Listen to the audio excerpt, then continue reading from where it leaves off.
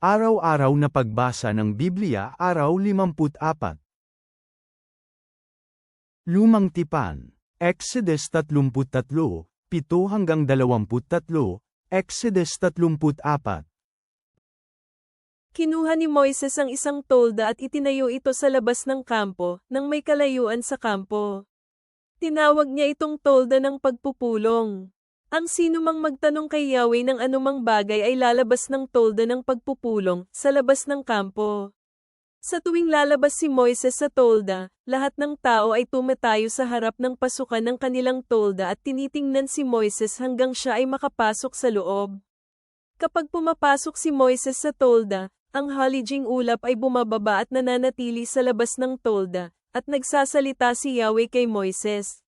Kapag nakita ng mga tao ang halijing ulap na nananatili sa pasukan ng tolda, sila ay tumatayo at sumasamba, bawat lalaki sa kanilang sariling pasukan ng tolda.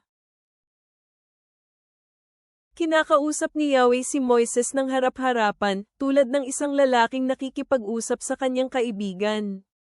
Pagkatapos bumabalik si Moises sa kampo, pero ang kanyang lingkod na si Josue anak ni Nun, isang binata, ay nananatili sa tolda.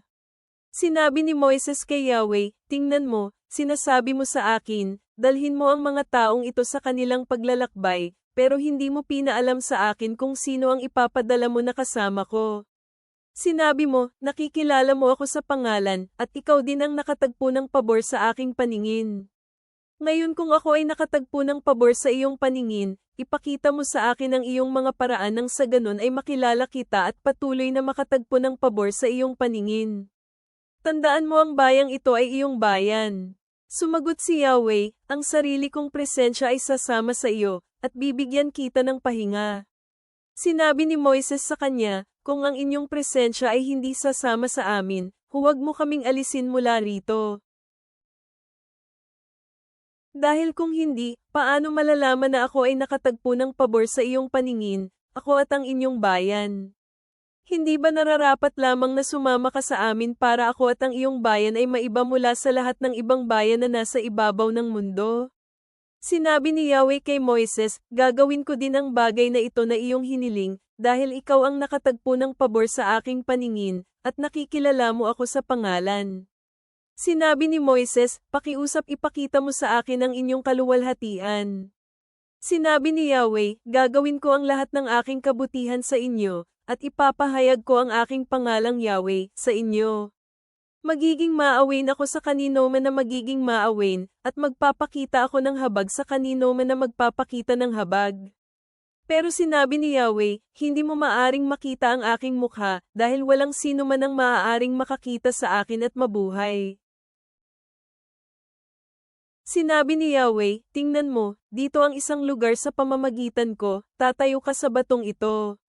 Habang dumaraan ang aking kaluwalhatian, ilalagay kita sa siwang ng bato at tatakpan kita gamit ang kamay ko hanggang sa makaraan ako. Pagkatapos aalisin ko ang aking kamay, at makikita mo ang aking likuran, pero hindi mo makikita ang aking mukha." Sinabi ni Yahweh kay Moises, "Pumutol ka ng 2 tipak ng bato katulad ng mga naunang tipak. Isusulat ko sa mga tipak na ito ang mga salita na nasa mga naunang tipak, ang tipak na iyong binasag. Maghanda ka sa umaga at umakyat ka sa bundok ng Sinai, at ipakita mo roon ang iyong sarili sa akin sa tuktok ng bundok. Walang sino mang aakyat kasama mo. Huwag mong hayaang kahit sino na makita kahit saan sa bundok. Walang mga kawan o pangkat ng mga hayop ang dapat mangginain sa harap ng bundok." Kaya pumutol si Moises ng 2 tipak ng bato katulad sa mga nauna, at maaga siyang bumangon sa umaga at umakyat sa bundok Sinai, ayon sa tagubilin ni Yahweh sa kanya. Kinarga ni Moises ang mga tipak ng bato na nasa kanyang kamay. Bumaba si Yahweh sa ulap at tumayo doon kasama si Moises, at binigkas niya ang pangalang Yahweh. Dumaan si Yahweh sa kanya at inihayag, "Yahweh, Yahweh, ang Diyos ay maawain at mapagbigay loob, hindi madaling magalit, at nag-uumapaw sa katapatan ng tipan at mapagkakatiwalaan, pinananatili ang katapatan ng tipan para sa libo-libong mga salinlahi, nagpapatawad sa mga kasamaan, mga pagsuway at mga pagkakasala." Pero gagawin niyang walang kasalanan ang nagkasala. Magdadala siya ng parusa sa kasalanan ng ama sa kanilang mga anak at anak ng kanilang mga anak, hanggang sa pangatlo at pang-apat na salinlahi. Iniyuko agad ni Moses ang kanyang ulo sa lupa at sumamba. Pagkatapos sinabi niya, "Kung ako ngayon ay nakatagpo ng pabor sa inyong paningin, Panginoon ko, pakiusap sumama kayo sa amin, dahil ang mga taong ito ay matigas ang ulo. Ipagpaumanhin ang aming kalapastanganan at ang aming kasalanan, at dalhin mo kami bilang iyong pamana." Sabi ni Yahweh, "Tingnan mo, gagawa ako ng tipan. Sa harap ng lahat ng iyong bayan, gagawa ako ng kamangha-mangha na hindi pa nagagawa sa buong sanlibutan o kahit sa anumang bansa. Ang lahat ng tao na kasama mo ay makakakita ng aking mga gawa, dahil ito ay nakakatakot na bagay na ginagawa ko kasama kayo. Sundin ninyo kung ano ang iuutos ko sa inyo ngayon. Palalayasin ko sa harap ninyo ang mga Amo-Aryo, Kananeo, Heteo, Perezeo, Havita, at mga Jebuso. Mag-ingat kayo na hindi makagawa ng tipan sa mga naninirahan sa lupain kung saan kayo ay pupunta, o magiging patibong sila sa inyo. Sa halip, dapat ninyong sirain ang kanilang mga altar, wasakin ang kanilang mga banal na halijing bato at putulin ang mga poste ni Asera. Hindi kayo dapat sumamba ng ibang Diyos, dahil ako lang, si Yahweh, ang may pangalang mapanibugho, ako ang mapanibughong Diyos. Mag-ingat kayo na hindi makagawa ng tipan sa mga naninirahan sa lupain, nang ginawa nilang bayaran ang kanilang mga sarili sa kanilang mga Diyos at maghandog sa kanilang Diyos, at sino man ang magyaya sa inyo at kakainin nyo ang ilan sa nailang handog.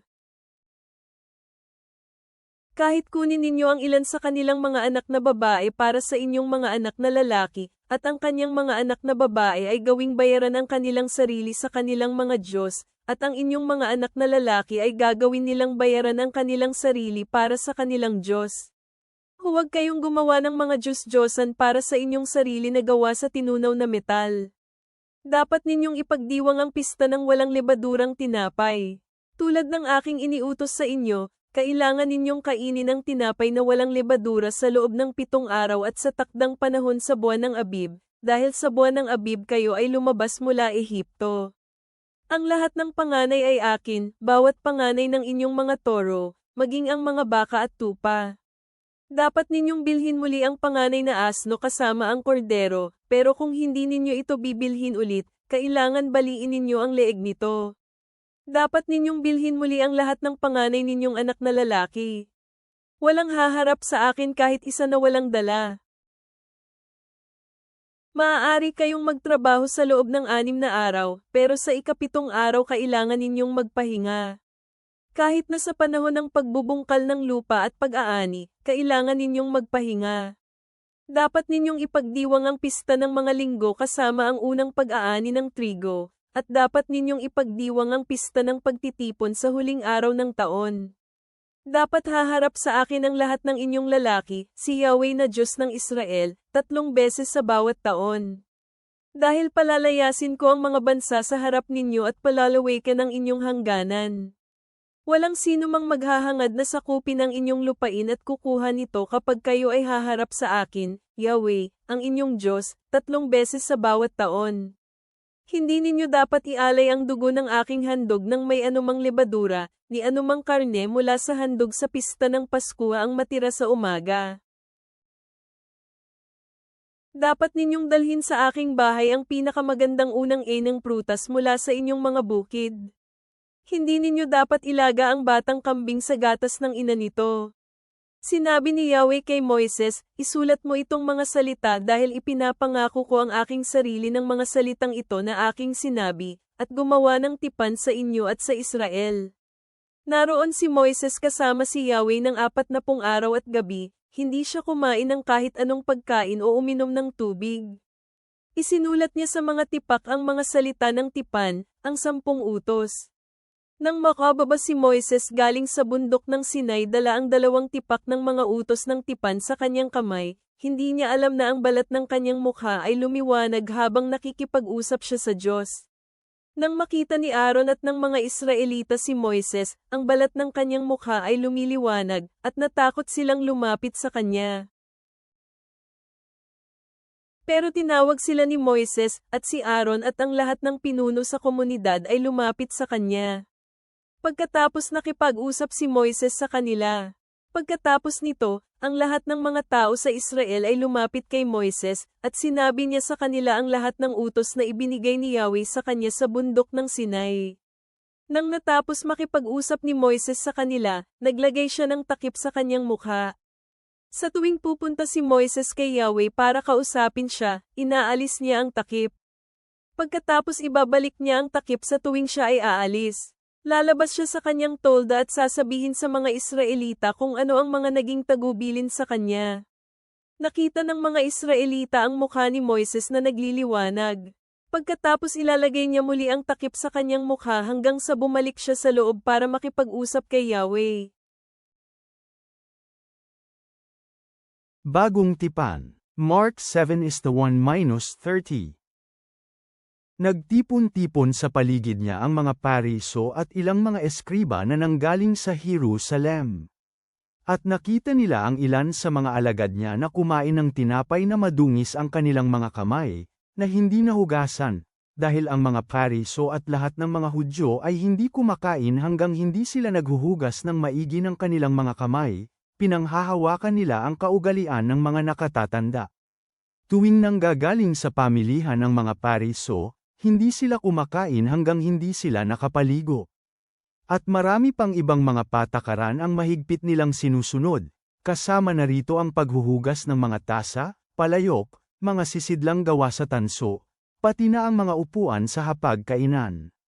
Tinanong ng mga Pariso at ng mga eskriba si Jesus, bakit hindi namumuhay alinsunod sa kaugalian ng mga nakatatanda ang iyong mga alagad, sapagkat kumakain sila ng tinapay nang hindi naghuhugas ng kanilang mga kamay? Ngunit sinabi niya sa kanila, malinaw na sinabi ng propetang Isayas ang tungkol sa inyong mga mapagpaimbabaw, isinulat niya, pinaparangalan ako ng mga taong ito sa pamamagitan ng kanilang mga labi, ngunit malayo ang kanilang puso sa akin. Walang laman ang pagsasamba na inaalay nila sa akin, itinuturo nila ang mga patakaran ng mga tao bilang kanilang doktrina. Tinalikuran ninyo ang kautusan ng Diyos at mahigpit ninyong pinanghahawakan ang kaugalian ng mga tao. At sinabi niya sa kanila, madali ninyong tinanggihan ang kautusan ng Diyos para masunod ang inyong kaugalian. Sapagkat sinabi ni Moises, igalang ninyo ang inyong ama at ina, at ang sinumang nagsasalita ng masama tungkol sa kanyang ama at ina ay tiyak na mamamatay. Ngunit sinasabi ninyo, kapag sinabi ng isang tao sa kanyang ama at ina, anumang tulong ang matatanggap ninyo mula sa akin ay korban, ibig sabihin, ibinigay sa Diyos, kung gayon hindi na ninyo siya pinapayagang gumawa ng kahit na ano para sa kanyang ama at ina. Pinapawalang bisa ninyo ang kautusan ng Diyos dahil sa mga ipinasa ninyong mga kaugalian. At marami pang mga bagay na katulad nito ang ginagawa ninyo. Tinawag niyang muli ang maraming tao at sinabi sa kanila, makinig kayong lahat sa akin, at unawain ninyo ito. Walang kahit anumang pumapasok sa tao ang makakapagpadungis sa kanya. Ang mga bagay na lumalabas sa tao ang nakapagpadungis sa kanya. Kung sino man ang taong may taingang nakakarinig, hayaang marinig niya. Ngayon nang iniwan ni Jesus ang maraming tao at pumasok sa bahay, tinanong siya ng kanyang mga alagad tungkol sa talinghaga. Sinabi ni Jesus, hindi pa rin ba ninyo naiintindihan? Hindi ba ninyo alam na kahit anong pumasok sa isang tao mula sa labas, ito ay hindi makapagpapadungis sa kanya? Dahil hindi ito maaaring mapunta sa kanyang puso kung hindi sa kanyang sikmura at lalabas ito patungo sa palikuran. Dahil sa pahayag na ito, ginawang malinis ni Jesus ang lahat ng mga pagkain. Sinabi niya, ang lumalabas sa tao ang siyang nakapagpapadungis sa kanya. Dahil kung ano ang sinasaloob ng tao, na nanggaling sa kanyang puso, lalabas ang masasamang pag-iisip, sexual na imoralidad, pagnanakaw, pagpatay, pangangalunya, pag-iimbot, kasamaan, pandaraya, kahalayan, inggit, paninira, kay-abangan, kahangalan.